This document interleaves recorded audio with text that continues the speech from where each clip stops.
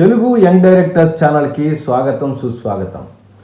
Cinema view రివ్యూలో భాగంగా ఈ రోజున సుధీర్ బాబు హీరోగా యాక్ట్ చేసినటువంటి ఆ వెంకట్ కళ్యాణ్ డైరెక్ట్ చేసినటువంటి జటాధర అనే సినిమా గురించి మనం తెలుసుకుందాం.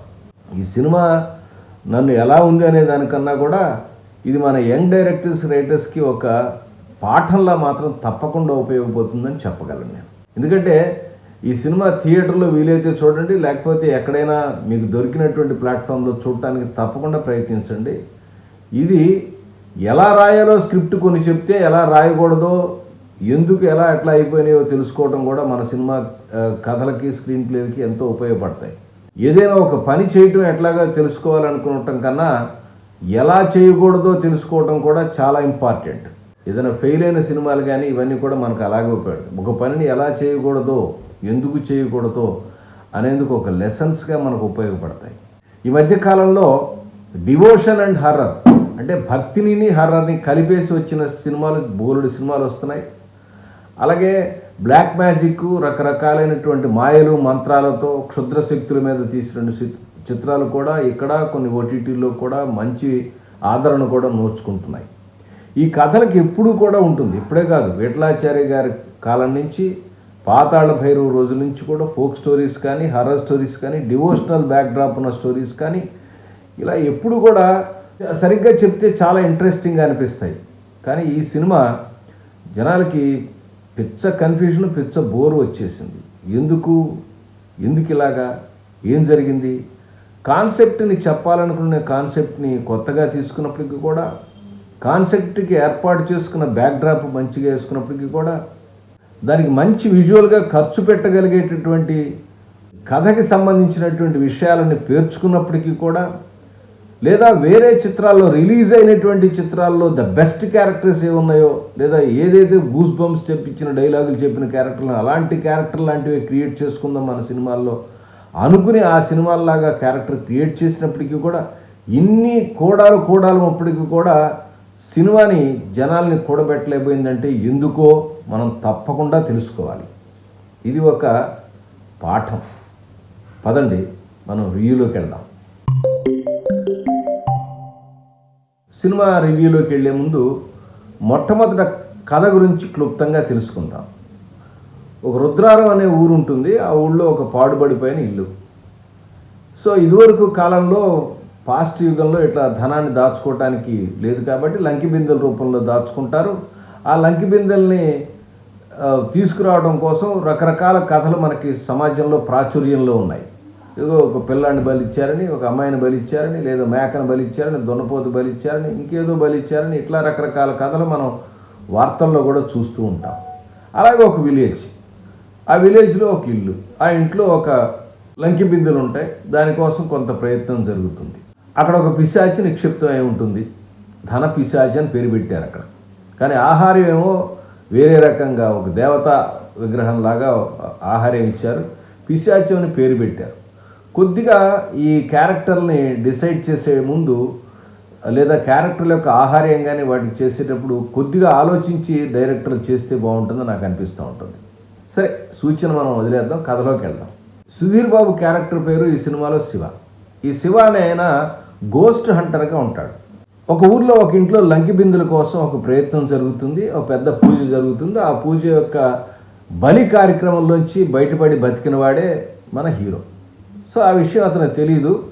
అలా అతను గోస్ట్ హంటర్గా రకరకాల ప్లేసుల్లో వెళ్తుంటే ఒక అమ్మాయి పరిచయం అవుతుంది. ఆ అమ్మాయి హీరోయిన్. సరే, ఆ అమ్మాయి పెళ్లి చేసుకుందామని అనుకుంటే ఇతని యొక్క డేట్ ఆఫ్ బర్త్ తీసుకుని ఒక గురువు గారు చూపిస్తుంది.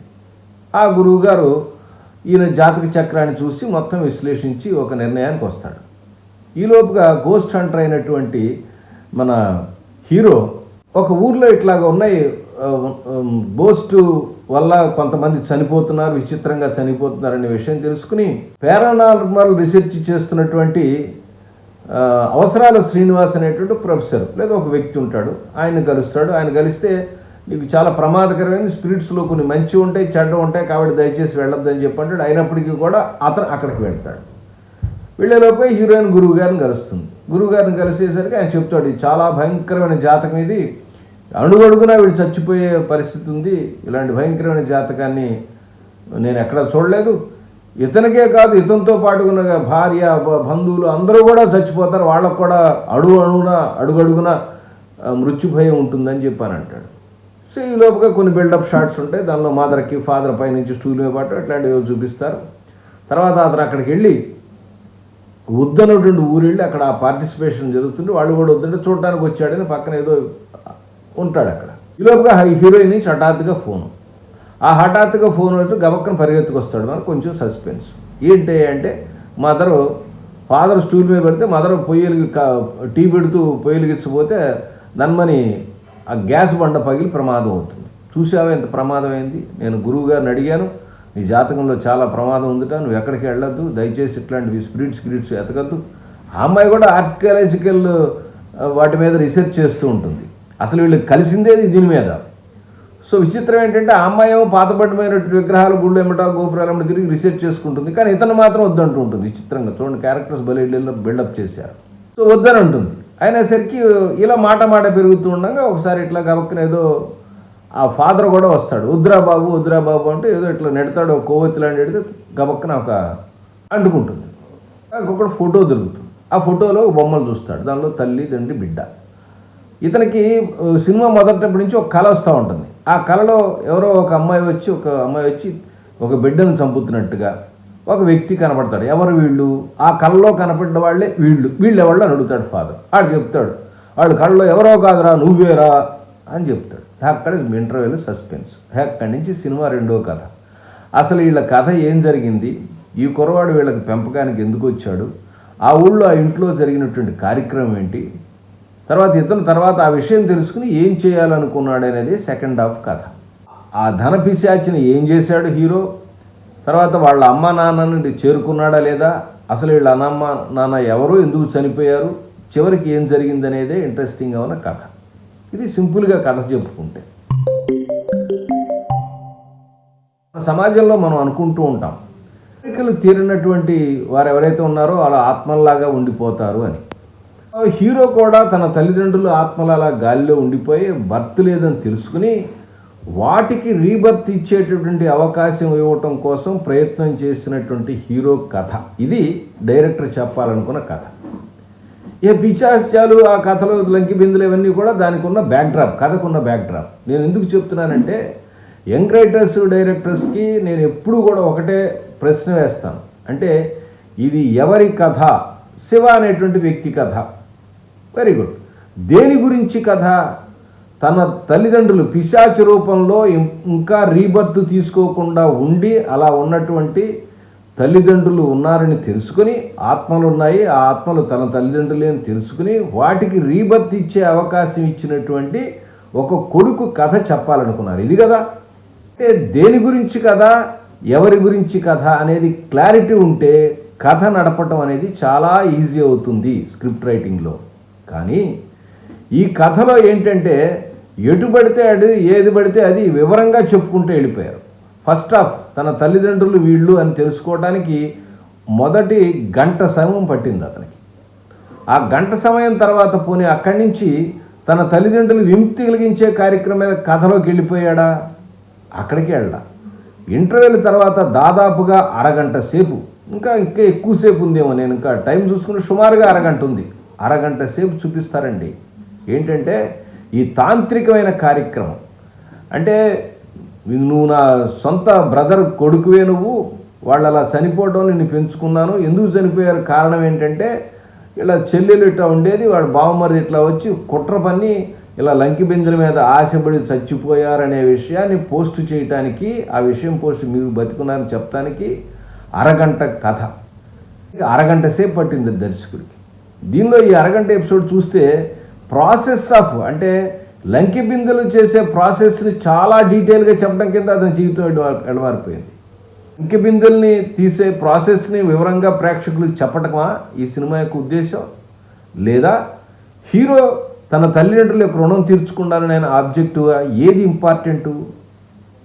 ఇంపార్టెంటో సినిమాలో అది ఇంపార్టెంట్గా దాన్ని సక్సెస్ఫుల్గా రకరకాలుగా చెప్పాలి. నువ్వు సైంటిఫికల్గా చెప్పు, లేకపోతే లేదా స్పిరిచువల్గా చెప్పు, లేదా మైథలాజికల్గా, లేదా ఫోక్లోర్, లేదా ఒక నమ్మకాల మీద ఇవి ఏ రకంగా చెప్తున్నావు అనేది ప్రేక్షకులు అడగరు. ఏదో ఒక పాయింట్ మీద పట్టుకుని ఉంటుంది. కాసేపు అదని కాసేపు ఇదని ఇట్లా స్క్రిప్ట్లో గంతులు వేస్తే సీట్లో ఉన్నటువంటి ప్రేక్షకులు జుట్టు పీక్కుంటారనే విషయం దర్శకులకి రచయితలకి మొట్టమొదట తెలియాలి. తను అనుకున్న విషయం మీద, హీరో సాధించాల్సిన విషయం మీద దానికి రకరకాలుగా చిత్ర విచిత్రంగా సీన్లు వేసుకుంటూ వెళ్ళవలసిందే స్క్రీన్ ప్లే అనే విషయాన్ని మొట్టమొదట గమనించవలసిందిగా నేను అందరినీ విజ్ఞప్తి చేస్తున్నాను. తప్పకుండా యంగ్ డైరెక్టర్స్, రైటర్స్ తెలుసుకోవాల్సిన అంశాలని కొన్నిటిని ఒక్కొక్క దానిగా చెప్తాను. దానిలో మొట్టమొదటి కథ. ఈ కథ అనేది మనం ఎవరికి చెప్తున్నాము? ప్రేక్షకులకు తెలియలేదని చెప్తున్నావా, క్యారెక్టర్లకి తెలియలేదని చెప్తున్నావా? ఇదే ఇంతకుముందు ఎపిసోడ్లో కూడా చెప్పాను. క్యారెక్టర్లకు సస్పెన్సా, ఆడియన్స్కి సస్పెన్సా?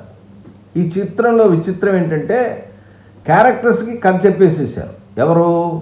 రాజీవ్ కనకాల క్యారెక్టర్ ద్వారా ఈయన మీ అమ్మ నాన్న వీళ్ళు ఇలా చేశారు, మీ అత్త మామయ్య ఇట్లా చేసి పిలిపించి ఇలా దుర్మార్గం చేశారనే విషయం కథ అంతా వాళ్ళకి చెప్పేశారు. క్యారెక్టర్లు తెలుసు, వాళ్ళకి చెప్తుంటే మనకు కూడా తెలుసు కదా. క్యారెక్టర్లకి తెలుసు, మనకి తెలుసు, ఒకేసారి అయిపోయింది. మళ్ళీ శుభలేఖ సుధాకర్ క్యారెక్టర్తో మళ్ళీ చెప్పిస్తారు. శుభలేఖ సుధాకర్ క్యారెక్టర్ కూడా తెలుసు. ఎందుకని? ఆయన జాతకాన్ని పరిశీలించాడు కాబట్టి పూర్వపరాలన్నీ కూడా మొత్తం తెలుసుకోగలిగినటువంటి గొప్ప క్యారెక్టర్ లాగా క్రియేట్ చేశారు. ఇది కార్తికేయ 2లో లాస్ట్లో వస్తాడు చూసారా, ఎవరు? అనుపమ్ ఖేర్. అలాంటి క్యారెక్టర్ లాగా ఒక గొప్ప క్యారెక్టర్లా క్రియేట్ చేశారు. ఆయనకి తెలుసు, క్యారెక్టర్కి తెలుసు, మాకు తెలుసు. చెప్పే క్యారెక్టర్కి మళ్ళీ కొత్తగా వచ్చిన క్యారెక్టర్ ఎన్నిసార్లు చెప్తారండి చెప్పిన విషయాన్ని? దీన్నే రిపిటేషన్ ఆఫ్ సీన్స్ అంటారు, రిపిటేషన్ ఆఫ్ కాన్సెప్ట్. చెప్పిన కాన్సెప్ట్నే మళ్ళీ డీటెయిల్గా మళ్ళీ వేరే క్యారెక్టర్ మళ్ళీ చెప్పటం, ఇది ఒక సోది కార్యక్రమం. ఇది గమనించండి. తర్వాత రెండోది, ఇలాంటి సినిమాల్లో బ్యాక్గ్రౌండ్ స్కోరు చాలా ఎఫెక్ట్ కానీ కెమెరా మూమెంట్స్ కానీ చాలా అద్భుతమైనటువంటి రోల్ పోషిస్తాయనే విషయం మనకు ఇంతకుముందు చాలా సినిమాలు నిరూపించాయి. ఈ సినిమాల్లో చిన్న సీన్ ఒకటి చెప్తాను. ఆత్మల్ని పరిశీలన చేయడం కోసం ఆ ఇంట్లోకి వచ్చి ఒక చిన్న డివైస్ పెడతాడు. ఆ డివైస్లో గాలిలాగా వస్తుంది, ఆత్మలు ఉన్నాయి అంటే తల్లిదండ్రి ఆత్మలు ఉన్నాయని ఫీల్ అవుతాడు హీరో. ఆ ఫీల్ అయిన దానిలోంచి ఒక కరుణ రసం లేక ఒక రకమైనటువంటి అద్భుత రసం పుట్టాల్సినప్పుడు ఆ వెనకాల ఒక షహనాయి అని మోగుతూ ఉంటుంది విషాదంగా. ఇదేనే అంటాను, దర్శకుడికి కానీ రచయితకి కానీ లేదా ఆ పర్టికులర్ మ్యూజిక్ డైరెక్టర్ కానీ ఏ ఇన్స్ట్రుమెంట్ ఎప్పుడు ఉపయోగించాలి అనే విషయం మ్యూజిక్ డైరెక్టర్గానే తెలియాలి. ఎలాంటి ఇన్స్ట్రుమెంటేషన్ నుండి ఎలాంటి మ్యూజిక్ ఉండాలని దర్శకుడికి కూడా తెలియాలి. ఇద్దరికి తెలియకపోతే బ్యాక్గ్రౌండ్ స్కోరు ఇలా నాశనం చేస్తుంది. ఈ సినిమాలో బోరుడు డమడమడమ మోగుతుంది, ఇట్లా ఉండకూడనటువంటి మ్యూజిక్ లాగా అనిపిస్తుంది. అంటే దీనికి మ్యూజిక్ పరిజ్ఞానం ఏంటి? మీకేం తెలుసు? ఏ రాగం వాడామనుకుంటున్నారు? అది మేము పరిశీలించి ఇంత రాగం వాడా ఇట్లాంటి చెప్పకండి. ఒక ప్రేక్షకుడిగా చెప్తున్నాను. కొద్దిపాటి సంగీతమైన అనుభవం ఉన్నా లేదా కొద్దిగా నాకు జ్ఞానం ఉన్న వ్యక్తిగా చెప్తున్నాను. అది సూట్ అవ్వలేదు ఆ పర్టికులర్ బీజిఎమ్స్. కానీ చాలా సందర్భాల్లో బ్యాక్గ్రౌండ్ స్కోర్ అనేది పరమ పూర్గా ఉంది ఈ సినిమాలో. తర్వాత పాటల గురించి చెప్పనక్కర్లేదు. ఇట్లాంటి సినిమాలో అన్నెసరీగా ఒక ఐటమ్ సాంగ్ ఉండాలి కాబట్టి ఉండదు సాంగ్. తర్వాత ఈ కాంతారా రిలీజ్ అయిన తర్వాత అందరు యాక్టర్లకి ఒక పిచ్చి పట్టుకుంది. అంటే ఇలా పళ్ళు కట్ కొట్టడం, ఒక పైశాచికమైన సాంగ్ నటనం. అంటే ఒకడేమో అట్లా కాంతారా టైప్లో అవుతుంది, ఇంకో ఆయనేమో గంగమ్మ జాతర అంటాడు, ఇంకో ఆయనేమో శివుడు అంటాడు, ఇంకో ఆయన ఏదో ఇట్లా లాస్ట్లో ఏదో ఒకటి పోనడం, అట్లా భయంకరమైన డాన్స్ కొట్టడం, ఇట్లా విచిత్రమైన వేషాలు చేయడం. ఇది ఒక యాక్టింగ్ టాలెంట్ని నిరూపించుకునేటువంటి ఒక అద్భుతమైన నటన చేశానని నిరూపించుకోవడానికి పనికొచ్చే ఒక బిట్లాగా తీసుకుని ప్రతి వాళ్ళు ఇది ఒక ప్రయత్నం చేస్తారు. ఇది బోరింగ్. ఒక సినిమాలో ఏదో చేశారో రెండో సినిమా అయిపోయింది. ఇక ప్రతివాడు ఏదో చేస్తున్నా బోర్ కొట్టదా? అంటే ఆయన చేశాడు నేను కూడా చేస్తాను, ఆయన చేస్తాను, ఇదే ఏంటి? రెడ్డొచ్చే మొదలలాగా ఉంటుంది కథ. ఇది ఒక విచిత్రంగా అనిపిస్తుంది. మాటలో లాస్ట్లో అలాగే అనిపిస్తుంది. నాకు చిరాకు పుట్టింది అది చూస్తూ ఉంటే. ప్రతి సినిమాలో ఇదో గోల. శుభలేఖ సుధాకర్ క్యారెక్టర్ని నాకు తెలిసి కార్తికేయ సినిమాలో అనుపమ్ ఖేర్ లాగా పెట్టుకున్నారు. నిజంగా వాస్తవంగా అనుపమ్ ఖేర్ ఆ సినిమాలో డైలాగ్ చెప్తుంటే గూస్ బంప్ వచ్చినాయి. మనకు కాదండి, ఇండియాలో చూసిన ప్రతి వాళ్ళకి కూడా ఎన్నిసార్లు చూసినా వస్తుంది. ఈ పాత్ర ద్వారా కూడా చాలా ఇన్ఫర్మేషన్ చెప్పించారు. కానీ అలా గూస్ బంప్ రావాల్సిన బట్టి బోర్ కొడుతుంది. లెక్చర్లు ఇస్తూ ఉంటుంది నిలబెట్టి కూర్చోబెట్టి. సినిమాలో ఎప్పుడైనా చూడండి, అలా ఆతృతగా ఎదురు చూసి అలా దన్మని అట్లా ఒక లడ్డూలాగా చేతిలో పెడితే చాలా ఆనందంగా ఫీల్ అవుతారు.